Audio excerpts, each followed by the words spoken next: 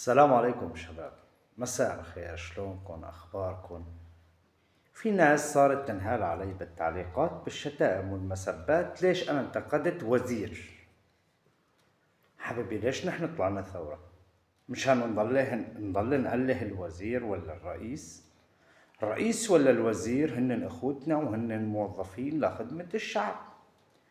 بحال إذا الوزير قصر وما عرف شلون يشتغل أو ما بيفهم بشي اسمه طاقة، يبرك ببيته.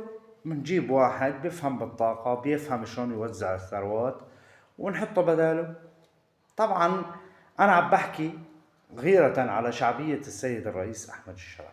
يعني هيك وزراء بتنزل من قيمة وشعبية الرئيس أحمد الشرع مع محبتنا واحترامنا له. فلما بيطلع لي وزير إعلام بقول لي لقد أصبحنا دولة، يعني أنت ما كنت دولة. بيطلع وزير الاتصالات بيقول لي والله سريتل وام تي ان نحن نعتذر انه هفوه رفعوا التسعيره.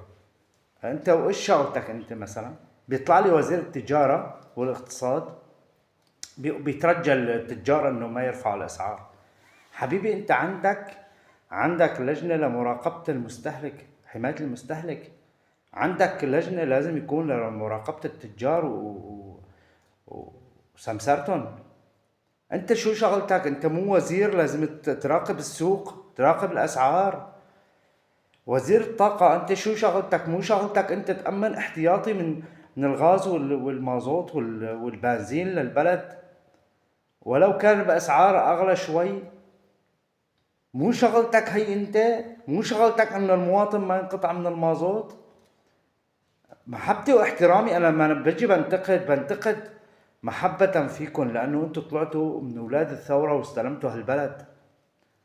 بيجي واحد شبيح من العالم الجديدة اللي مو عرفان راسه من إجريه، بيجي بنتقدني في التعليقات. حبيبي، أنا ما كفرت بما أنزل على محمد، أنا انتقدت انتقاد صريح.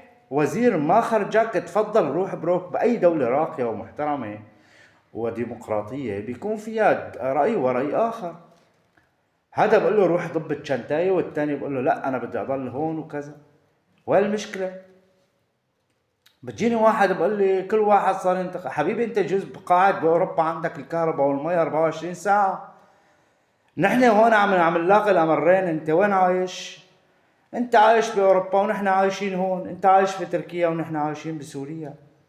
بارك لي على الفيسبوك وعم بطق طق طق طق تعليقات. انا عايش الوضع وعم بحكي عنه. انا وقت اللي بنتقد اي وزير محبة ببلدي، مو كرها ببلدي. نحن ما بدنا نشمت فينا البخشانيين ولا نشمت فينا فلول القسد ولا نشمت فينا فلول النظام انه والله طلعوا يلا راح الملعون. اجوا جماعة العام. في ناس هيك صارت تنشر من جماعتنا للأسف. انا ما نشرت هيك ولا بنشر هيك، احتراما لانه هدول ولاد ثورة. وقت اللي طلعوا حكمونا ولاد ثورة، ما حكمنا واحد ندر سافل من فلول النظام. طبعا في اخطاء حتى بوزارة العدل، اخراج الشبيحة من السجون. يعني انتوا عم بتزيدوا، انتوا عم بتروحوا من شعبية الرئيس وعم بتروحوا من شعبيتكم. صدقوني ما يصير انتخابات حرة وصادقة، انا هذا اللي عم بخاف منه. ويصير في صناديق ويصير عليها اشراف من الامم المتحدة وامريكا. بدكم تخسروا، ونحن ما لنا رايدين هذا الشيء. ولما بننتقد مشانكم، لانه نحن ولاد ثورة وحدة. نحن بهمنا انتم تكونوا بخير والبلد يكون بخير. لو سألت وزير الطاقة عندك جرة غاز بالبيت، إذا قال لي إيه معناته هو ظالم. شلون المواطن ما عنده جرة غاز وهو عنده جرة غاز؟ الطفل اللي عمره 12 سنة اليوم صام أكل نواشف لأنه ما عنده جرة غاز بالبيت، عمره 12 سنة. حط حالك بمطرحي لما بدي أدافع عن هذا الطفل. من حقي الشرعي إنه أدافع عن أولاد بلدي وعن بلدي. تمام؟ وانا ما شتمت حدا. انا قلت له دبيت شنطه. وين المشكله يعني اذا قلت له دبيت شنطه؟ كفرت بما انزل الى محمد؟ لا. موظف ما خرجوا على هالشغله، معلش يجيبوا حدا غيره نشوف. خلي السيد الرئيسي هيك يقيم الوزراء، العمل الوزاري اللي عنده. يعني عيب، يعني صرنا نحن مسخرة القريب والغريب بالتصريحات اللي عم بيطلعوها الوزراء. يعني بيطلع وزير الطاقة بقول لك بدي أرخص بأول رمضان لنص القيمة، بيرجع قبل رمضان بيومين بقول لك والله سوريا بدها 3 سنين لتعيد تأهيل آبار النفط. على مين عم تضحك أنت؟ ليش عم بتناقض نفسك بالتصريحات؟ خلص لا تطلع تصرح، لا تطلع تصرح لأنه خجلتنا. ولا تصريح وزير الاقتصاد بوس ايدين التجار لا تعلوا الأسعار. في عندك انت مراقبة، رقابة، لازم رقابة قانونية تحاسب وتدوس على حلق اللي بيرفع الأسعار. بيطلع وزير الإعلام بقول لك والله لقد أوشكنا أن نصبح دولة. لك إيش أوشكنا أن نصبح دولة؟ نحن دولة غصبا عن اللي بده والما بده، نحن الأحرار دولة. بيجيني وزير الاتصالات بقول لك رفع الأسعار هفوة تبع سريتين له 200. شلون هفوة إدارية؟ يعني أنت اليوم عم تسحب مليارات الدولارات من العالم، على أي أساس هفوة شركة سريتين له 200 تسرق الناس؟ وانت وزير شو شغلتك؟ وهن شركتين في سوريا، يعني مان 20,000 شركة لحتى تبرك تدور عليهم، هن شركتين سرقوا الناس. في كتير يا شباب، في كتير. تحية لوزير الصحة. وزير الصحة زلمة عم بيشتغل شغل رائع. أنا بعطيك تقييم سريع وانتقاد سريع، وعم بفرجيك الوجه تبع خالد المحمد الحقيقي الأساسي اللي بتعرفه أنت.